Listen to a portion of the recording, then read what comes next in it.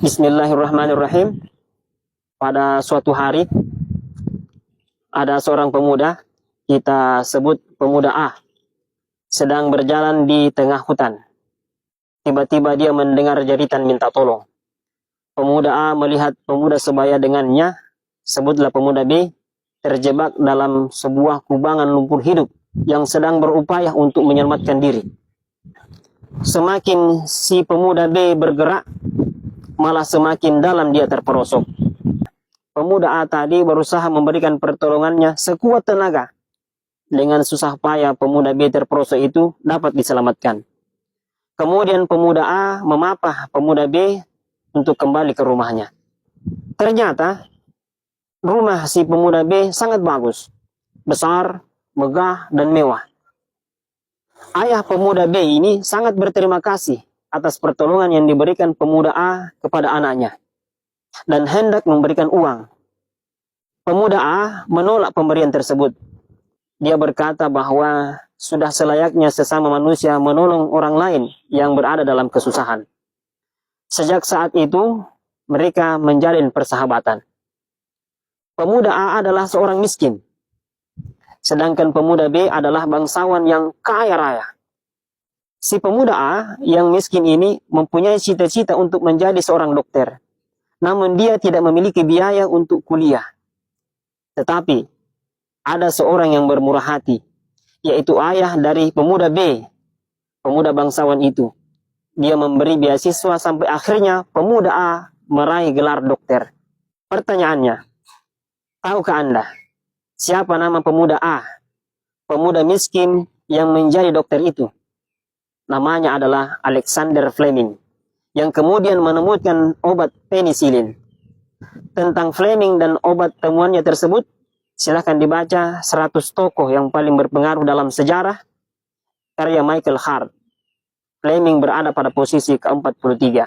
Si pemuda B, pemuda bangsawan itu selanjutnya masuk dinas militer.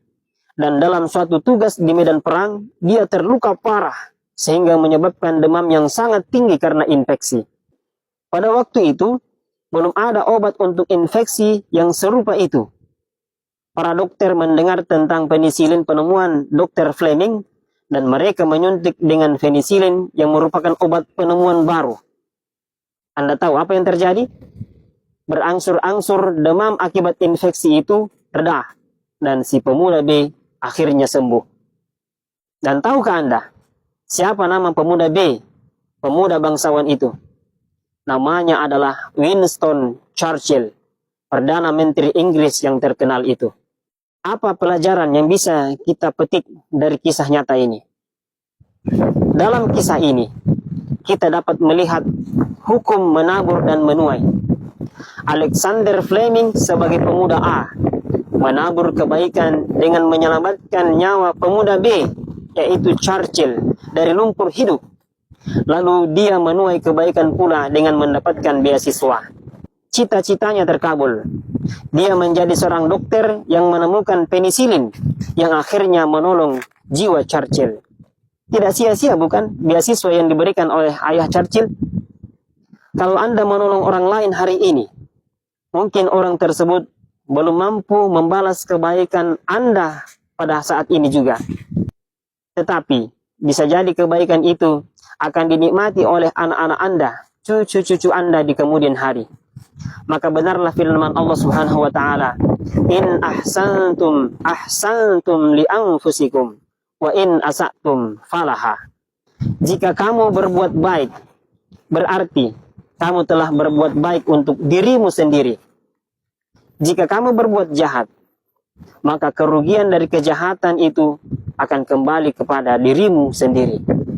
Rasulullah Shallallahu Alaihi Wasallam bersabda, "Wallahu fi aunil abdi, ma kana al-abdu fi auni akhihi." Allah akan senantiasa menolong hambanya selama hamba tersebut berkenan menolong saudaranya. Allahu a'lamu bis-shawab.